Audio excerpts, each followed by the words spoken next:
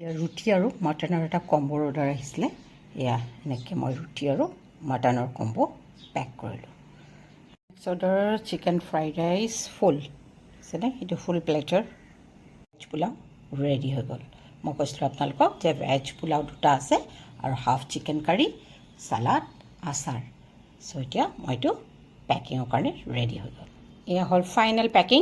এনেকৈ জমেট'ই নিজৰ এডভাৰটাইজমেণ্ট কৰিবৰ কাৰণে পেকিং দিয়ে। এতিয়া মই এনেকৈ ভৰাই ল'ম।